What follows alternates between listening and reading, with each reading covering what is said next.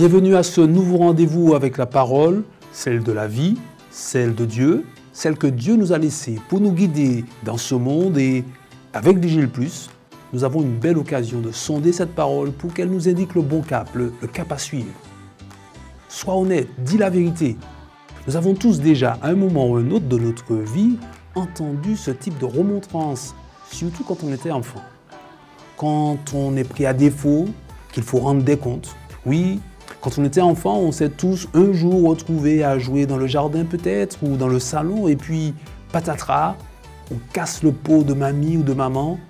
Dans un mauvais réflexe, on tente de dissimuler le pot cassé jusqu'à ce qu'il soit retrouvé. Et là, on est appelé. C'est toi qui as cassé le pot? Alors notre silence en dit long. Et la réponse est la suivante. Sois honnête, dis la vérité. C'est souvent la peur qui nous empêche d'être honnête. Peur de la sanction, de la punition. Et c'est certainement la peur qui a conduit aussi l'apôtre Pierre à ne pas être honnête quand, durant le procès de Jésus, il était interpellé par une femme dans Marc chapitre 14, verset 67. Toi aussi, tu étais avec Jésus de Nazareth. Pierre n'a pas été honnête. Il a nié en disant « Je ne sais pas, je ne comprends pas ce que vous voulez dire. Je ne connais pas cet homme dont vous parlez. » Interpellé à nouveau, Pierre nia encore et encore jusqu'à jurer au nom de Dieu qu'il ne connaissait pas Jésus.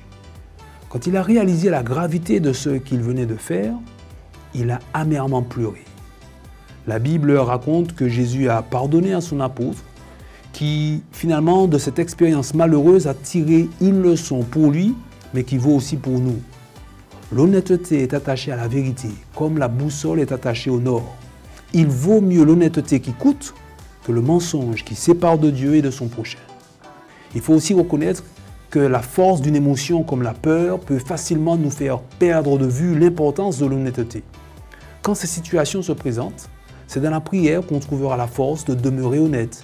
C'est avec l'exemple de Jésus à l'esprit que nous serons inspirés et dirigés vers les meilleurs choix.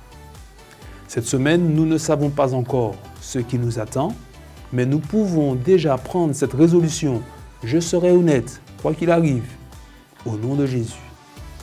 Amen.